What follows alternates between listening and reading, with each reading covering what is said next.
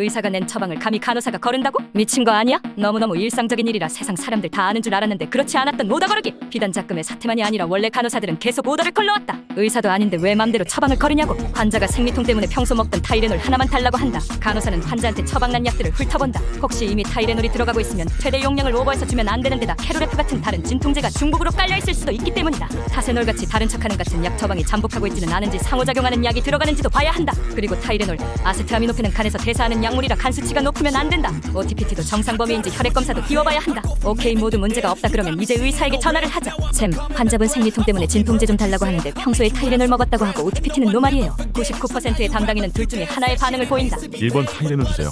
2번 처방 낼게요. 반응 자체는 문제가 없는데 아무리 기다려도 처방이 안 나면 기다리는 환자도 중간에 낀나도 미쳐버리는 거다. 타이레놀 주라고 한 게 고드 처방이라고 착각하고 영원히 처방을 안 내는 사람이 너무나도 많다. 약 언제 오냐고 환자는 독촉하고 약국은 처방이 없으면 약을 안 주니 기다리고 하다가 처방 좀 달라고 다시 의사한테 콜하면 왜 자꾸 콜하냐고 짜증내는 일도 비일비재하다. 심지어 처방을 내긴 냈는데 거지같이 내는 경우도 너무나도 많다. 성인용 타이레놀은 보통 650mg짜리를 쓰는데 타이레놀이 다 타이레놀인가 보다 하고 애기용 80mg 코딱지만한 게 날 수도 있다. 약 제형 때문에 약국에서 쪼갤 수 없다고 하는 약을 0.3333을 주라는 한 장의 처방도 난다. 네가 와서 쪼개라. 그리고 어쩌다 한 번 먹는 약은 수시 처방으로 내야 하는데 매일매일 정기적으로 들어가는 정기 처방으로 나는 게 진짜 미친듯이 많다. 앞으로 매일 이 시간이 되면 어딘가 아플 예정일 듯 하니 미리 처방을 내놓는 깊은 뜻이 있는 건지 뭔지는 모르겠지만 좌우간 타이레놀이 정기 처방에 추가되는 것을 거르지 못하면 둘 중 하나가 되는 거다. 환자가 필요 없는 약을 복용하게 되거나 약사가 쓸데없이 약을 조제하고 간호사는 그 약을 받아서 카운트하고 다시 반환하는 불필요한 노동을 매일매일 해야 하는 거다.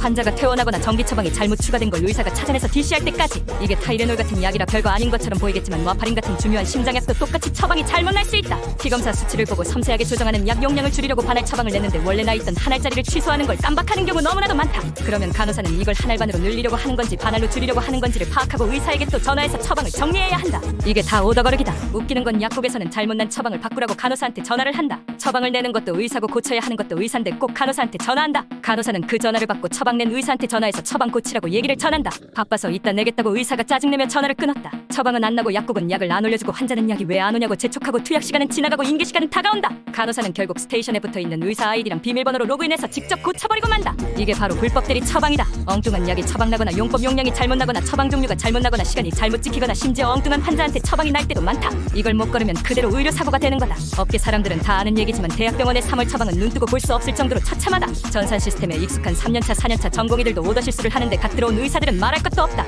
제대로 된 깔끔한 처방을 내는 사람이 환상의 포켓몬일 정도로 개판이다. 잘못난 처방약이 접수되면 약 반환하고 스케줄 정리하는 것도 전부 간호사 일이다. 여기서 끝이 아니다. 약국 실수로 처방이랑 다른 엉뚱한 약이 잘못 올라오면 사건 보고서도 간호사가 써야 한다. 교재 실수는 약국이 하고 간호사는 사고를 훌륭하게 막았는데 반성문 같은 보고서는 만만한 동네북 간호사 몫인 간다. 재발 방지를 위한 방안을 쓰라는데 시바 간호사가 그걸 어떻게 알아.